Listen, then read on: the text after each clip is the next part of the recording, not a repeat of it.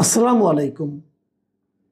প্রিয় দর্শক, আপনারা জানেন এর মধ্যে সবাই ডিটেল জেনেও গেছেন, কারণ পুরো ঘটনাটাই তো টেলিভিশনে লাইভ হয়েছে। সেটা হলো যে আজকে এই মানবতা বিরোধী যে ট্রাইব্যুনাল ইন্টারন্যাশনাল, সেখানে শেখ হাসিনার মামলার রায় হয়েছে। যে মামলা মানবতা বিরোধী, সে মামলায় অপরাধী হিসাবে আসামি ছিলেন ৩ জন: শেখ হাসিনা, তার স্বরাষ্ট্রমন্ত্রী আসাদুজ্জামান খান কামাল এবং আইজিপি, সাবেক ওই সময়কার আইজিপি চৌধুরী আবদুল্লাহ মামুন। ৩ জনের মধ্যে আইজিপি মামুন সাহেব উনি রাজসাক্ষী হয়েছেন, মানে উনি সব ঘটনা নিজে থেকে বলে দিয়ে আদালতকে সাহায্য করেছেন যে আসলে ওই সময় কি ঘটেছিল, এবং তার বক্তব্য, বিভিন্ন সাক্ষ্য প্রমাণ ইত্যাদির প্রেক্ষিতে আদালত আজকে রায় দিয়েছে। এবং সেই রায় হলো শেখ হাসিনার মৃত্যুদণ্ড এবং তৎকালীন স্বরাষ্ট্রমন্ত্রী আসাদুজ্জামান খান কামালের মৃত্যুদণ্ড। এবং আইজিপি মামুন সাহেব যেহেতু রাজসাক্ষী হয়েছেন, মানে মামলার বাস্তবায়নে সরকারকে সাহায্য করেছেন, এই জন্য ওনাকে 5 বছরের কারাদণ্ড, মানে ওনার সাজা কমিয়ে দেওয়া হয়েছে। এই হলো মোটামুটি রায়। এই রায় নিয়ে এরই মধ্যে অনেক কিছু হয়েছে, আপনারাও জানেন, শুনেছেন। কেউ খুশি, অনেকেই খুশি হয়েছেন, অনেকে সন্তোষ প্রকাশ করেছেন, অনেকে দুঃখিত হয়েছেন, অনেকে ক্ষুব্ধ হয়েছেন। আমরা নানা ধরনের চিত্রই এই দেশে আজকে সারাদিন দেখলাম। আমি যেখানে থাকি, আমি থাকি ঢাকা শহরে কলাবাগান এলাকায়। আমার বাসা থেকে 32 নম্বরের দূরত্ব হলো হাঁটা দূরত্ব, মানে হেঁটে গেলে 7-8 মিনিট লাগে এবং দেখাও যায়। 32 নম্বর সামনে আজকে মোটামুটি একটা রণক্ষেত্র ছিল। যাই হোক, সে আলোচনা আমি একটু পরে আসছি, কেন কি সমাচার আসছি। এই মামলায় আসামি পক্ষ 3 জন আসামি। 3 জনের মধ্যে একজন তো আছেন, বন্দি অবস্থায় আছেন, গ্রেফতার অবস্থায় আছেন, এবং যিনি রাজসাক্ষী হয়েছেন তার কথা বাদ রাখি। বাকি যে 2 জন, তাদের পক্ষে তারা কোনো উকিল নিয়োগ করেন নাই। রাষ্ট্র তাদের পক্ষে একজনকে উকিল হিসেবে নিয়োগ করেছিলেন, তার নাম মিস্টার আমির হোসেন। আমি আমির হোসেন সাহেবের বক্তব্যটা দেখলাম, মানে রায়ের পরে। উনি বক্তব্য বলছিলেন যে আমি ক্ষুব্ধ, আমার ভেতরে কষ্ট লালন করতেছি, এটুকু উনি বলেছেন। এইটুকু কথা খুব কম বলেছেন। আরেকটা কথা বলেছেন যে এই মামলার আপিল করা যাবে কি যাবে না সেই ব্যাপারে। তো এই জন্যই বলছেন আমি ক্ষুব্ধ, আমার ভিতরে কষ্ট লালন করছি। আমি খুব বেশি দিকে লক্ষ্য করলাম, আপনারা ভিডিওটা পাবেন, বিভিন্ন পত্রিকার মিডিয়াতে ভিডিওটা আসছে। উনি যখন এগুলো বলছিল তখন ওর মুখে কিন্তু হাসি ছিল। তা হাসি মুখে কষ্টের কথা বলাটা আসলে কঠিন। এটা করতে গেলে যে পার্সোনালিটি দরকার হয়, যে ব্যক্তিত্বের দরকার হয়, যে অভিনয় ক্ষমতার দরকার হয়, সেটা হয়তো ওনার নাই, যে কারণে উনি মনের ভাবটা প্রকাশ করতে পারেন না। মুখের ভাব এবং মনের ভাব এক হয়নি। যাই হোক, তারপরেও উনি ছিলেন উকিল।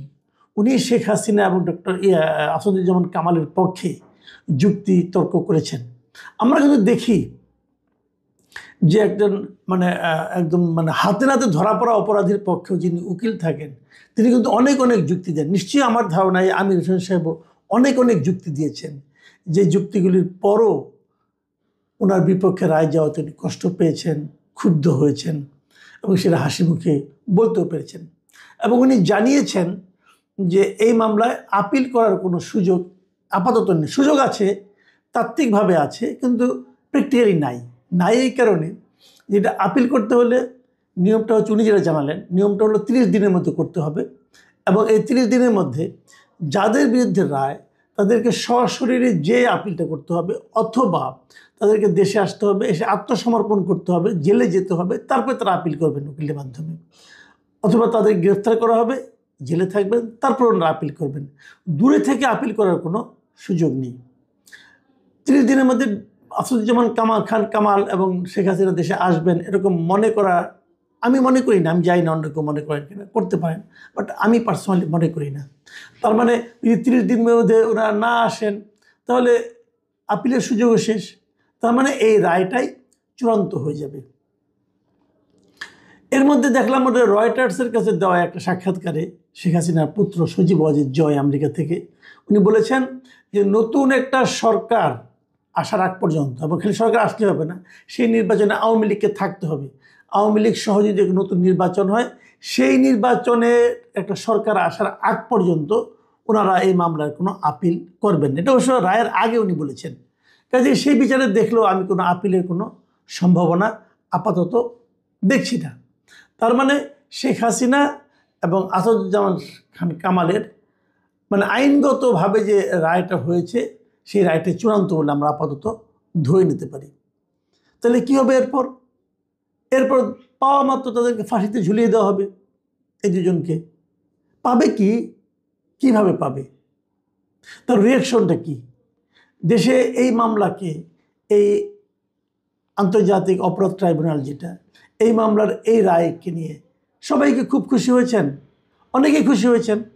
কেউ খুশি হয়েছেন, কেউ দুঃখী। যেমন আজকে দেখলাম যে গোপালগঞ্জে সেখানে তো মহাসড়ক অবরোধের একটা ব্যবস্থা করা হয়েছিল, গাছের গুঁড়ি ফেলে ছাত্রলীগের লোকজন করছিল, হইচই ছিল, অনেক কিছু হয়েছে। তারপর আবার সেগুলো ঠিকঠাকও কয়েকটা হয়ে গেছে।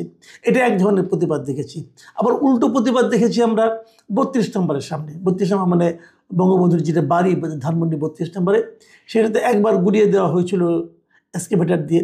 সেখানেও আজকেও দুপুরের দিকে দুটি এক্সকাভেটারকে নিয়ে যাওয়া হয়েছিল, বাকি যেটুকু আছে সেটুকু ভেঙে ফেলা হবে। এবং তখন নাকি বলা হয়েছিল এগুলি ভেঙে এখানে খেলার মাঠ বানানো হবে, যাচ্ছিল এই দুটো এক্সকাভেটার নিয়ে। কিন্তু এক্সকাভেটারগুলো যে তাদের যে কাজে নেওয়া হয়েছিল সেই কাজ তারা করতে পারেনি, কারণ সেখানে তাদের পুলিশ এবং সেনাবাহিনী তাদেরকে ফিরিয়েছে। এটারও ভিডিও দেখলাম। এই ভিডিওতে দেখলাম যে এখানে পুলিশকে তারা আক্রমণ করছে, পাল্টা পুলিশ আক্রমণ করছে, এরা ঢেল দিচ্ছে, তারা টিয়ার গ্যাস ছুটছে। একটা ভিডিও দেখলাম, যারা গিয়েছিল সেখানে তাদের অনেকে গায়ে আবার জাতীয় পতাকাও ছিল, গায়ে জাতীয় পতাকা মাথায় মুড়িয়ে শরীরে লাগিয়ে গিয়েছিল। এদের কি পুলিশ মোটামুটি ভালোই উত্তম মাধ্যম দিয়েছে, লাঠিপেটা করেছে। হয়তো তারা আশা করেনি, মানে আগেরবার যখন তারা গিয়েছিল তখন তো তাদের কেউ বাধা দেয়নি, তখনও কিন্তু সেনাবাহিনী ছিল, কিন্তু কেউ বাধা দেয়নি, তাদের ভাঙতে দিয়েছিল। এবার আবার ভাঙতে দিল না। আজকে কেন ভাঙতে হবে সেটাও আমার কাছে ক্লিয়ার না। এবং ভাঙতে দেবে তারা এই প্রত্যাশাটা কেন করেছিল, আগেরবার কেন ভাঙতে দিয়েছিল সেটাও আমি জানি না। আইনগত কোন আইনে আগেরবার ভাঙতে দিয়েছিল আমি জানি না। এবার তারা ভাঙতে গিয়েছিল কোন আইনে সেটাও আমি জানি না, কারণ আমার কাছে কোনো দৃশ্যতে কোনো আইন আমার জানা নাই এই সংক্রান্ত, যে একটা বাড়ি ভাঙা যায় কিনা এভাবে। তো এবারও তারা গিয়েছিল, এবং কাউকে যেখান থেকে অ্যারেস্ট করা হয়েছে সেটাও শুনিনি এইভাবে, কারোর প্রতি কোনো অ্যাকশন নেই। কারণ ওইটুকুই, তাদের ভাঙতে দেওয়া হয়নি। যারা জোর করে ভাঙতে গিয়েছিল তাদেরকে মারা হয়েছে, প্রহার করা হয়েছে, লাঠিপেটা করা হয়েছে, এগুলো করা হয়েছে। এবং তাদের চোখে মুখে আমি দেখেছি, অনেকের চোখে মুখে বিস্ময় যে আমাদেরকে মারছে কেন, আমাদের তো মারার কথা ছিল না, আগেরবার তো মারেনি, এবার কেন মারলো? আগেরবার যদি ফেরানো হতো তাহলে নিশ্চিত এবার যেত না, এবার এই মারটা খেত না তারা। কিন্তু আগেরবার ফেরানো হয়নি, এইবার তো আগেরবার একটা এক্সকাভেটর নিয়ে গেছিলো, এবার দুটো নিয়ে গেছে, ওই উৎসাহিত গেছে। তা আমি বুঝি না সরকার আগেরবারে যদি যেতে দিলেন তো এইবার দিলেন না কেন? আর এইবার যদি না দেওয়াটাই বৈধ হয় তা আগেরবার যেতে দিলেন কেন? আমি সরকারি ব্যাপারগুলি ভালো বুঝি না আর কি। আইন আসলে কি বলে, যারা আইন ভালো বুঝেন তারা বলতে পারবেন। তো যাই হোক, আমি ওদের মুখে খুব বিস্ময় দেখেছি যে তারা কয়েকজন কান্না করছিল এবং বলছিল আমাদেরকে মারছে কেন। মানে তারা একটা বাড়ি ভাঙতে যাচ্ছে, তারপর তাদের পুলিশ কেন মারছে তারা বুঝতে পারছে না। এই যে বিষয়টা, এই বিষয়টার জন্য আসলে দায়টা আমরা কাকে দেব? এখন আমি মনে করি যে ক্ষেত্রে আসলে পুলিশ যেটা করেছে এবার সেটাই আইনানুগ কাজ। আমার মনে হয় তাদের আরও দেখা উচিত যে এই এক্সকাভেটরগুলির মালিক কারা। এক্সকাভেটর তো ছোটো জিনিসটা যে আপনি দেশালাইয়ের মতো পকেটে করে নিয়ে আসলেন, যে আগুন ধরা দিলেন, তা তো না। বড় জিনিস, অনেক দূর থেকে আনা হয়েছে। এটা কে এনেছে এই লোকটার খোঁজ করা উচিত, তাকে ধরা উচিত। তারা একটা বেআইনি কাজ করতে চাচ্ছিল। এই এক্সকাভেটরের মালিককে, তাকেও ধরা উচিত। তারা এই ধরনের লোকের কাছে এক্সকাভেটর ভাড়া দেয় কেন, এটা কিন্তু সরকারের দেখা উচিত। আমার ধারণা দেখা হবে কিনা আমি জানি না, আমি আশা করব দেখা উচিত, তারা হয়তো দেখবেন। আসলে ওটা আন্তর্জাতিক পর্যায়ে একটু যাই। এই ঘটনা নিয়ে CNN, Reuters, AP, BBC, Al Jazeera, Guardian আর অনেকেই কিন্তু রিপোর্ট করেছে, অনেকে ফ্ল্যাট রিপোর্ট করেছে। যে শেখ হাসিনাকে ফাঁসি দেওয়া হয়েছে, আসাদুজ্জামান কামালকে ফাঁসি দেওয়া হয়েছে। আবার কেউ কেউ তার সঙ্গে একটু একটু মন্তব্য করেছে। আমি দুটো মন্তব্য পড়ে শোনাই। বিবিসিতে যে শিরোনামটা হয়েছে, আমি বিবিসি এবং রয়টার্সের পড়ব। বিবিসিতে বলা হয়েছে যে নৃশংসভাবে বিক্ষোভ দমনের মামলায় বাংলাদেশের সাবেক নেতা শেখ হাসিনার মৃত্যুদণ্ড লিখেছে। তারপরে এক জায়গাতে একটা মন্তব্য, আমি এগুলি বাংলায় পড়ছি, ওরা ইংরেজিতে লিখেছিলেন। তারপরে এক জায়গায় লিখেছে যে শেখ হাসিনাকে বাংলাদেশে প্রত্যর্পণ করা নিয়ে এখন ভারতের উপর চাপ বাড়বে, কিন্তু তা সত্ত্বেও তাকে ঢাকায় প্রত্যর্পণের তেমন সম্ভাবনা নেই। এটা বিবিসি রিপোর্টে বলা হয়েছে। শেখ হাসিনাকে খুব শীঘ্রই হয়তো ফেরানো যাবে না বলে তারা মনে করছে। এ সংক্রান্ত ভারতীয়রা কী বলছে সেই খবরটা আমি একটু পরে বলবো। আর রয়টার্সের যে খবরটা, সেখানে বলা হয়েছে যে শিক্ষার্থীদের উপর দমন পীড়নের দায়ে বাংলাদেশের ক্ষমতাচ্যুত প্রধানমন্ত্রী শেখ হাসিনার মৃত্যুদণ্ড। তারপরে নিচে আবার একটা জায়গায় লেখা আছে, বলা হয়েছে যে এমন এক সময়ে এই রায় দেওয়া হয়েছে যখন আগামী বছরের ফেব্রুয়ারির শুরুতে বাংলাদেশের জাতীয় সংসদ নির্বাচন অনুষ্ঠিত হওয়ার কথা রয়েছে। এটা কিন্তু খুবই ইঙ্গিতপূর্ণ একটা মন্তব্য। মন্তব্যটা এই কারণে যে রায়টা দেওয়া হলো নির্বাচনের ঠিক 3 মাস আগে। 3 মাসও না, 2 মাস, 2.5 মাস ধরেন। তো এটার প্রতিক্রিয়া কি নির্বাচন বাধাগ্রস্ত হতে পারে? এটা কিন্তু একটা বড় প্রশ্ন। আমি নিজেও মনে করি এই রায়টা আসলে নির্বাচনের পরে হলে ভালো হতো। কারণ নির্বাচনের আগে ধরনের একটা রায় দেওয়াতে এই রায়ের ব্যাপারে নানা রকম প্রশ্ন উঠবে এবং এই রায়ের আফটার ইফেক্ট নির্বাচনকে প্রভাবিত করতে পারে, বাধাগ্রস্তও করতে পারে। কেউ কেউ তো এক ধাপ এগিয়ে বলবেন নির্বাচনকে ভণ্ডুলও করে দিতে পারে এই রায়ের আফটার ইফেক্টটা, পরবর্তী যে ফলটা। আমি জানি না, আমি চাই না এরকম কিছু হোক। আমি চাই এক নির্বাচন হয়ে যাওয়া উচিত। আমি একটা জিনিস বলি, ভারতীয় পত্রিকাগুলো এই ঘটনাকে নিয়ে ভারতীয় প্রত্যেকটা মিডিয়ায় আমি দেখেছি একাধিক রিপোর্ট করেছে, একাধিক 3টা 4টা 5টা এরকম রিপোর্ট করেছে। বোঝা গেল যে ওনারা এই ব্যাপারে খুব ইনভলভ হয়ে গিয়েছেন। বিশেষ করে আমি বাংলা ভাষাভাষী কলকাতার যে পত্রিকা আছে, পশ্চিমবঙ্গের আনন্দবাজার পত্রিকা, আমি একটা পত্রিকার কথাই বলি। আমি সেখানে ধরেন 1 2 3 4 5টার মতো 5-6টা নিউজ দেখলাম। আমার কাছে অবাক লাগছে, 5-6টা নিউজ তারা করেছে কিন্তু। এবং সেগুলো মিলে তারা কি, আমি 2-একটা শিরোনাম পড়ে শোনা দেখাই। একটা নিউজের শিরোনাম হলো অনির্বাচিত সরকারের সাজানো আদালতের রায়, ফাঁসির সাজা নিয়ে হাসিনা, বাংলাদেশ জুড়ে বন্ধ ডাকলো আওয়ামী লীগ। আমি এই নিউজটাকে আমার যেন কেন মনে হলো যে এটা কি আওয়ামী লীগের পত্রিকা কিনা। হ্যাঁ, এই যে অনির্বাচিত সরকারের সাজানো আদালত, জানি না তারা কেন করলো এই নিউজটা। তারা এভাবেই ভাবে, হতে পারে তারা এই আদালতকে যদি সাজানো বলে, নিশ্চয়ই তাদের কিছু কারণ আছে। এখন এটা দেখা দেখি অন্য কোনো দেশ এরকম ভাবে কি না সেটাও আমি জানি না। যদি অন্য কোনো দেশ ভাবে তাহলে সেটা তো এই সরকারের জন্য খুবই একটা, আমি মনে করি নেতিবাচক একটা প্রতিক্রিয়া হবে। সরকার কীভাবে এটা বলবে আমি জানি না, ভাববে কীভাবে এটা মোকাবেলা করবে সেটাও আমি বলতে পারবো না। আরেকটা নিউজ হয়েছে যে বাংলাদেশে বঙ্গবন্ধু ধানমন্ডির ভাঙা বাড়ি ফের ভাঙতে জড়ো হলো শয়ে শয়ে বিক্ষোভকারী, লাঠিচার্জ সেনার। আরেকটা শিরোনাম এরকম, হাসিনাকে ফেরত চায় ঢাকা, ইউনূসের আহ্বানে কি সাড়া দেবে নয়াদিল্লি, বিবৃতি জারি মোদী সরকারের বিদেশ মন্ত্রকের। বাংলাদেশ চেয়েছে অফিসিয়ালি এই রায়ের পরপরই আমাদের যে পররাষ্ট্র মন্ত্রণালয় তারা চেয়েছে এবং ভারত তার একটা জবাব দিয়েছে। সেই জবাবের মধ্যে ফেরত দেওয়া না দেওয়া নিয়ে তেমন কোনো কথাই নেই, ওটা পুরো কূটনৈতিক ভাষায় অন্যদিকে চলে গেছে। এখন প্রশ্ন হলো যে আসলে এই যে একটা রায় হলো, মৃত্যুদণ্ডের রায়, এই রায় কি খুব শীঘ্রই বাস্তবায়িত করা সম্ভব হবে? বাংলাদেশ সরকার কি বাস্তবায়ন করতে পারবে? 3 জনের মধ্যে একজন তো আপনার 5 বছরের সাজা পেয়েছে, উনি জেলে আছেন। বাকি যে 2 জন তারা তো ভারতে আছেন, তাদের কি ভারত ফেরত পাঠাবে? যদি না পাঠায় তাহলে বাস্তবায়নটা আপনি কীভাবে করবেন? এর মধ্যে তো 3 মাস পরে সরকার পরিবর্তনের কথা। এই সরকার পরিবর্তিত হয়, সেক্ষেত্রেও কি আওয়ামী লীগের প্রতি বিএনপির এই মনোভাব থাকবে?